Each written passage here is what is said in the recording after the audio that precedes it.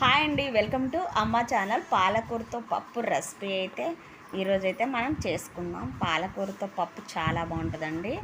ఈ పాలకూరతో పప్పు తయారీ విధానం చూసేసేయండి. ముందుగా బౌల్ మీద స్టవ్ ఆన్ చేసుకునేసేసి ప్యాన్ పెట్టుకోవాలి.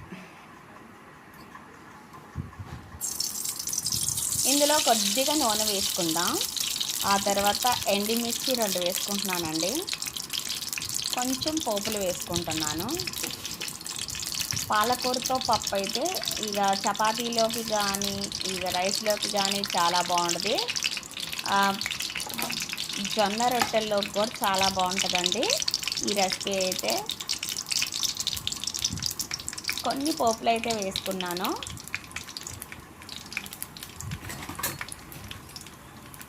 జొన్న రొట్టెల్లోకి కానీ రైస్లోకి కానీ చపాతీలోకి కానీ దేంట్లోకైనా బాగుంటుందండి రెసిపీ అయితే.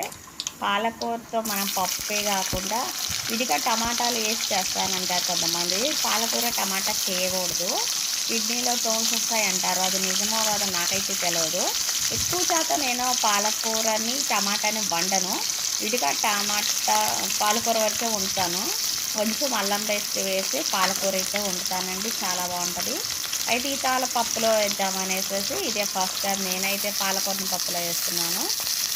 అయితే ఉల్లిపాయలు అయితే సన్నగా తరిగాను, దీంతోనే కరివేపాకు కూడా వేసాను. పాలకూరను శుభ్రంగా కడిగి తరిగి పక్కన పెట్టేసి ఇప్పుడు వేసేసాను. కొత్తిమీర కూడా వేసాను. ఇక కొద్దిగా పసుపు వేస్తున్నాను.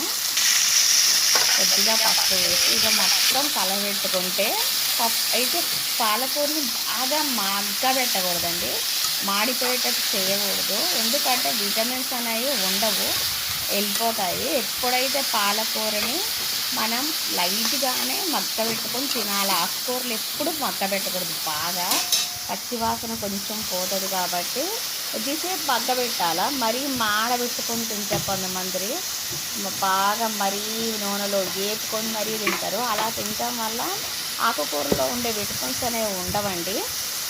పాలకూర ఇట్లా మంచిగా మగ్గబెట్టుకొని తర్వాత కారం కొంచెం వేసుకొని తింటే చాలా బాగుంటుంది. అట్లయితే బాగుంటుంది.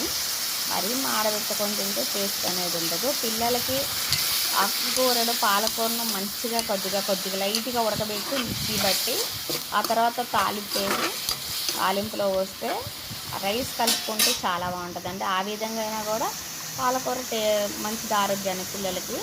అయితే నేనైతే దీంట్లో ఉప్పు వేసానండి. ఇప్పుడు వేసి కలిపి పక్కన పెట్టాను. ఆ తర్వాత కారం కూడా వేస్తున్నాను. ఇలా కారం వేసుకొని ఇలా కలుపుకున్న తర్వాత మనం పప్పు అయితే వేసుకోవాలండి. దీంట్లో నేనైతే ఆల్రెడీ పప్పునైతే ఉడకబెట్టాను. నేనైతే ఎక్కువ శాతం పప్పుని ఉడకబెట్టుకుంటాను, ఎందుకంటే మా ఇంట్లో వాళ్ళకి నచ్చదు, గ్యాస్ ట్రబుల్స్ అవన్నీ వస్తాయని కుక్కర్లో వేయనివ్వను. ఎక్కువ శాతం దోసకాయ కానీ టమాటా కానీ నేను విడిగా అస్సలు ఉడకబెడతానండి. కుక్కర్లో అయితే అస్సలు వేయను.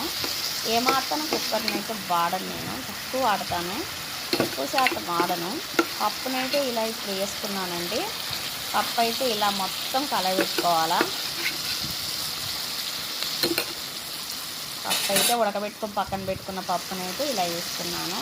దీంట్లోనే చింతపండు గుజ్జుని కూడా పోస్తున్నాను. ఆల్రెడీ శుభ్రంగా చింతపండు గుజ్జు అయితే పక్కా తీసి పెట్టాను, అదైతే పప్పులో పోస్తున్నాను. ఇది పప్పు అయితే రెడీ అయిపోయింది. శుభ్రంగా మనం కొత్తిమీర వేసుకోవటమే ఉంది. కొద్దిగా అట్లా మగ్గబెట్టుకోవాలా. పప్పు వేసుకున్నాం కాబట్టి పప్పులో కలిసిపోతుంది ఇలా కొద్దిసేపు మగ్గబెట్టుకుంటే. పిల్లలకి ఆకుకూరలు పెట్టడం వల్ల మంచి పోషక విలువలు అయితే ఉంటాయండి. మీరు కూడా ఎక్కువ శాతం తోటకూర పప్పులో వేసుకోవచ్చు. తోటకూర, బచ్చల కూర ఇవన్నీ ఎక్కువ శాతం వాడాలా. మనం ఆకుకూరలో వారానికి 2-3 టిప్పులు తింటే చాలా మంచిదండి. కానీ ఎక్కువ శాతం తక్కువ తింటున్నాం, ఎక్కువ చికెన్ల జోలికే పోతున్నాము. వీటికంటే ఆకుకూరలు కూరగాయలు ఎక్కువ తినాలండి. ఎప్పుడైతేనే రైస్ కన్నా కూర ఎక్కువ తినాలా. అలా తింటేనే హెల్త్కి చాలా మంచిది.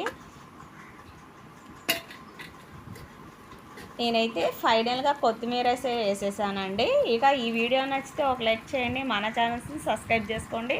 మరో వీడియోలో మళ్ళీ కలుస్తానండి. Please watch.